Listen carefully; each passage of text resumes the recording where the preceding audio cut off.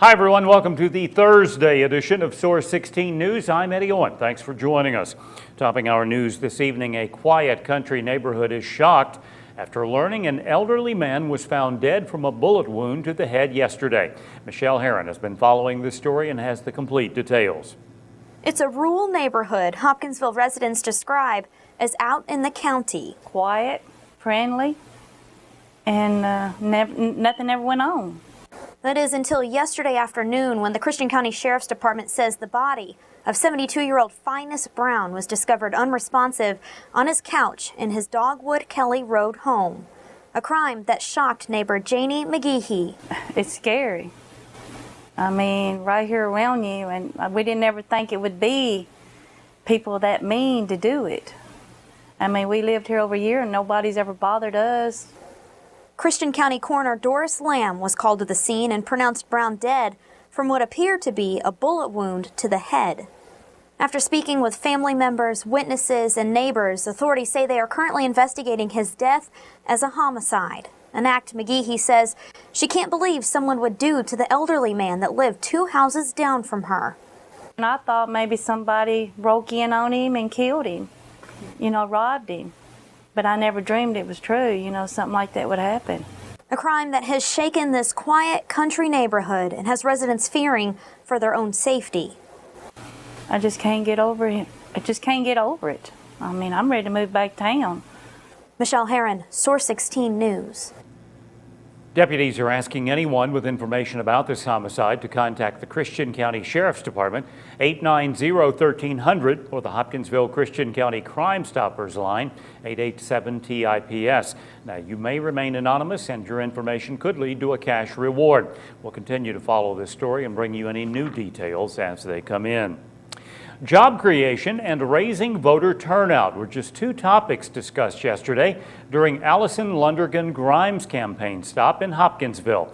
The Secretary of State candidate met with several local community leaders at Hopkinsville Community College during a roundtable meeting about her campaign platform.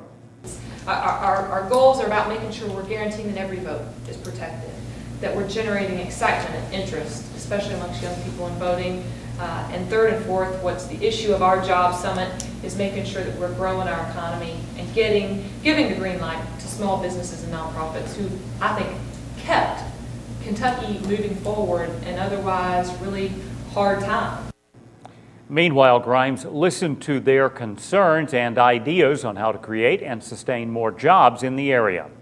You locate satellite seminars, maybe for the lack of a better explanation, just places around the state on certain times of the year, so that those people that are interested in developing their ideas into some sort of productive business, thus creating jobs in their own community.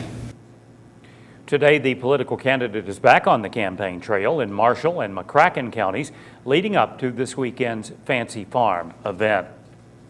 Officials with United Way of Coalfield held a VIP breakfast today to recognize their many sponsors and organizations impacted by the organization. Board President Jack Merrill says United Way has helped hundreds, if not thousands, of people over the years and hopes the generosity from donors continues. There are many people who are going to bed unfed, people who do not have adequate shelter or clothing. There are people that have great health needs.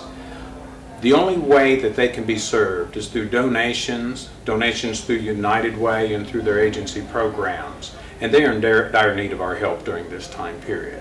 A lot of donations have been reduced over the past few years as a result of the hard economy. People need to use their funds at home, but as a result, then the people who are in dire need are receiving even less support. During this morning's breakfast, Executive Director Chip Tate unveiled the 2011 campaign video, and attendees heard remarks from various officials about how the organization has helped local individuals. According to Merrill, there will always be people in this community that need assistance, but thanks to generous donations, individuals in need will get help. In addition, he spoke about how United Way is able to help dozens of charitable organizations. United Way is a collection house per se for donations. They have the ability to coordinate large fundraising campaigns. They take those funds and then they're allocated through a committee to the different agencies who are in need. These agencies do presentations and ask for dollars for specific programs and support. The allocation committee then disperses the funds so that they can keep their programs active. United Way of the Coalfield will officially kick off their 2011 community campaign Friday night, August 12th, during Madisonville's Friday Night Live event.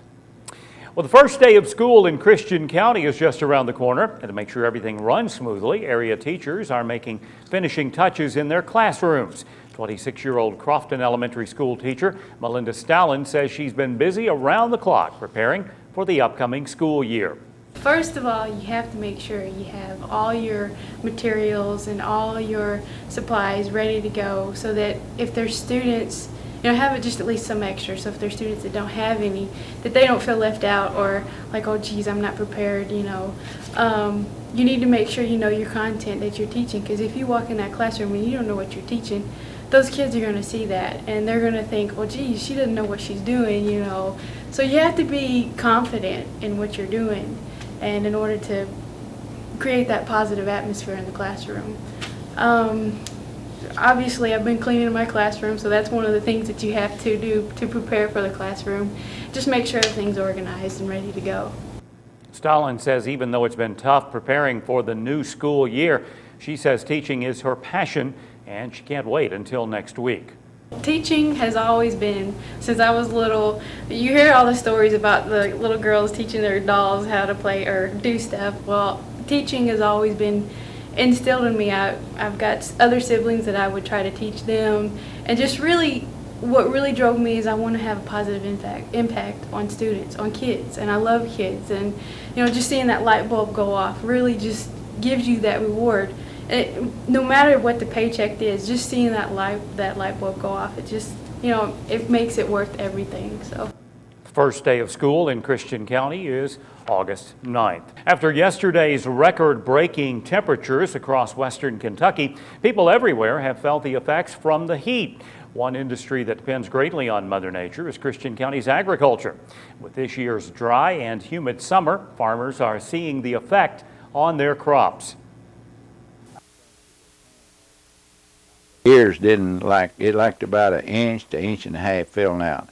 So that probably took about 10 to 15 bushel off our yields. Effects that might seem small right now because they haven't shown in the prices of produce, but definitely will play a role in the economy. It'll take a toll on the farmers, and but thank goodness we had a good wheat crop, and the early corn is right good. So if we get 2 out of 3, we can make it. Farmers say soybean crops and cattle have been influenced the most by the dry conditions and extreme heat in western Kentucky. Well, the annual Fancy Farm Picnic gets underway this weekend. We've seen most major Kentucky political candidates making their way west toward the event.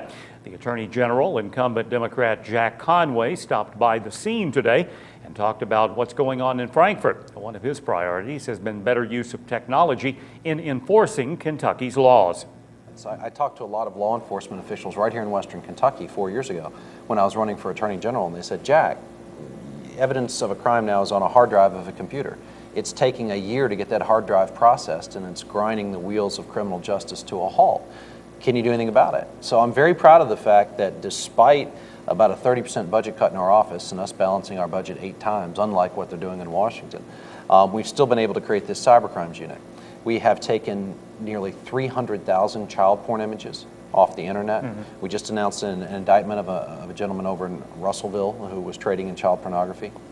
Not only that, we've trained about 3,000 law enforcement officials in how to handle computer and digital forensic evidence.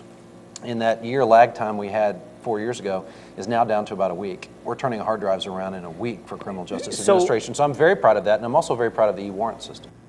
Another serious problem in the Commonwealth is the misuse of prescription medications, primarily coming out of the pill mills of Florida.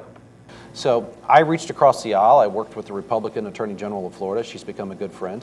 She was fighting her own Republican governor down there to make certain that they fought the pill mills, one, and two, that they had legislation in place to create a prescription monitoring system along the lines of what we have here in Casper, Because the Kentucky. governor fought it. The governor fought it. The governor fought it, but then he capitulated. So hopefully we're going to make a dent in that pill pipeline coming from Florida. You can see our complete interview with Attorney General Jack Conway tonight at 11 and tomorrow at noon on The Scene. Stay with us. Jack Keys up next with sports.